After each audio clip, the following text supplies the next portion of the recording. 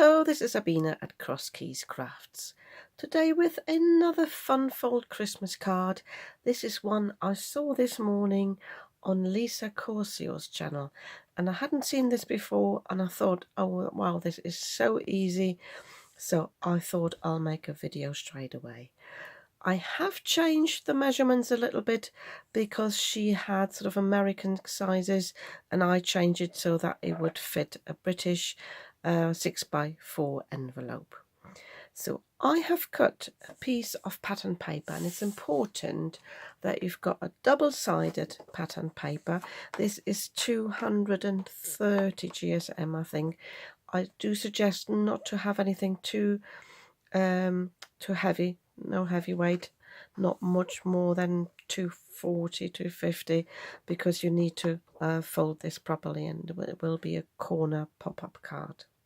So, and I have cut this to 6 3/4 by 8 3/4.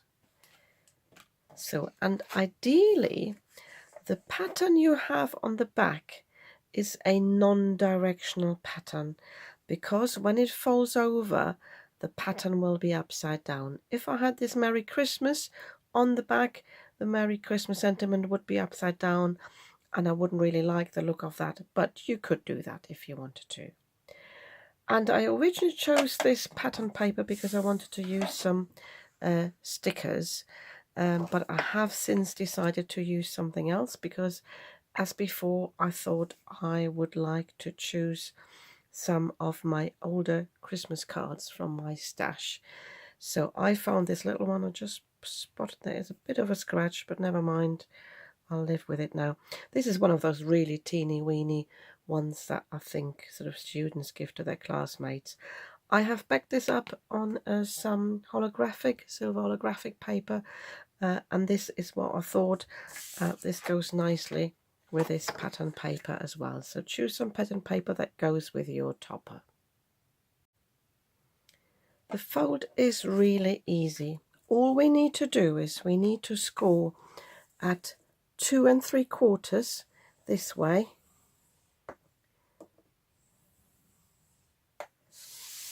and then at 2 3/4 that way.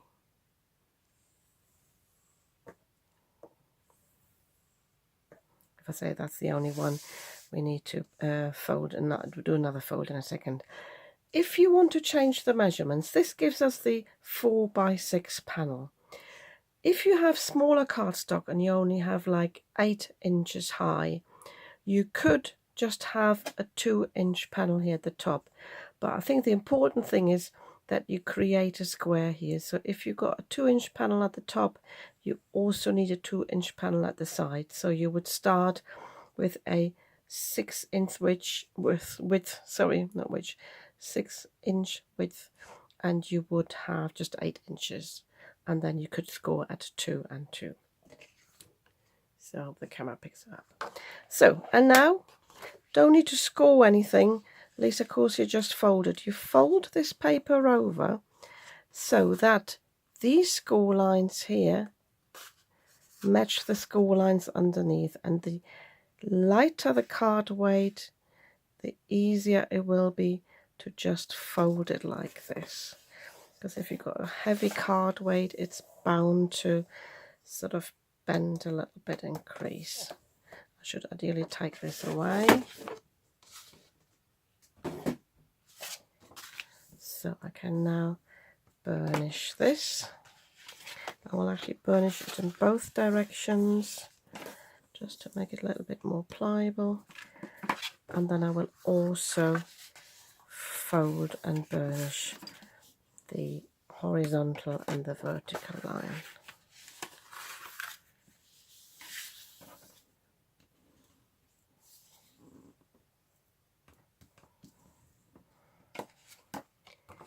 So, and then you fold this square over, and then you can see this all already folds into place, sort of anyway. Oh yeah, these get folded on the inside, and you just press this down. When you've done it, you reinforce this here as well with your score tool. And that's basically the corner pop-up. As I said before, the lighter the cardstock, the less it will probably pop up. So I'm just giving that a fold, sorry, a burnish underneath as well. And I will also just go on the inside again, just opening this up and just press these folds down as well.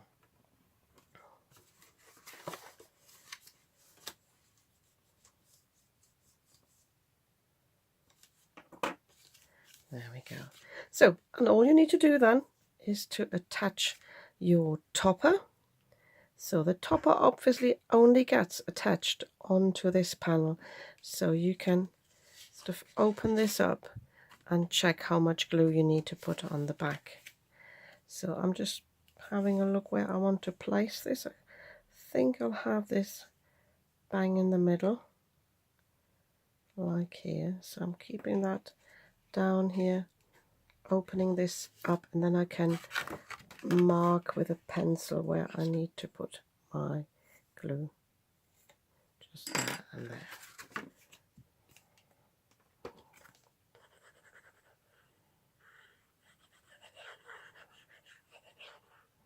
So, and for the topper, it doesn't really matter what size it is, as long as it's not bigger than the actual card panel. So I'm just concentrating again where I need to place it. So it needs to go this way down. So it doesn't have to be rectangular. It could be an oval, it could be any shape really. So I had a few other things in my stash, but some of them are a bit smaller. Other things that are cut from Christmas cards. So have a look what you've got.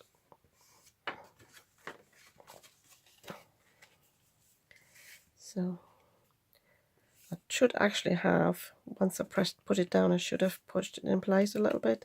It's a little bit wonky, but it's okay. Wonky donkey. Because if this is not sitting flush with the top, then that goes down a bit. Doesn't matter.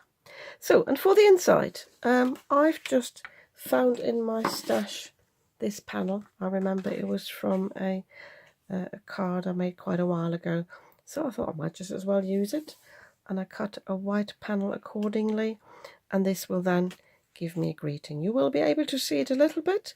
If you don't want that, if you want the cardstock to be visible, you can cut a corner out just like that, or you could just cut a panel on the top. This is what Lisa Corsio did, but I thought actually I quite like it like this. But I might, just as an effect, I just thought have the frame at the bottom a bit smaller, so it doesn't show too much. Yeah, I think I will just go for that. Just thinking whether I want to use the green here or whether I want to swap to a different one.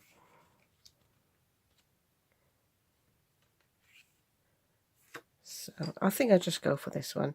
I haven't given you the measurements of these, so if you want to do the proper mats, because we have 4 by 6 inches, you just go down to 5 3/4 by 3 3/4. I think I might actually do this and save this for another card. I made another card here just to show you that you are not limited to patterned cardstock. So if you don't have any lighter weight papers or double-sided papers, you can use plain cardstock. I was actually looking for something to match this image here that is from a Christmas card, so I just went for some green.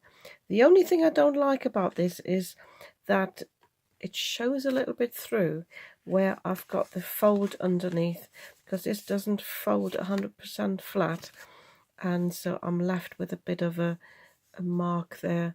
Don't know if the camera picks it up, but otherwise I'm happy with that. It's up to you whether you want to decorate this part here. If I had something left of that card, but I cut this more than a year ago, maybe there would have been a similar image I could have put on here. So have a look in your stash what you've got, what you can use, but I think it's a fun fold and so easy to make. And yeah, it does pop up like that, and it does stand up as well, which I think is good. And then the recipient obviously will realize they have to open it to read the sentiment. Yeah, I think this is really cool. Yeah, and if you like this idea too, you might want to give me a thumbs up.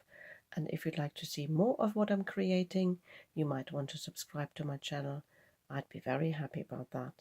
And I'll see you soon with another video.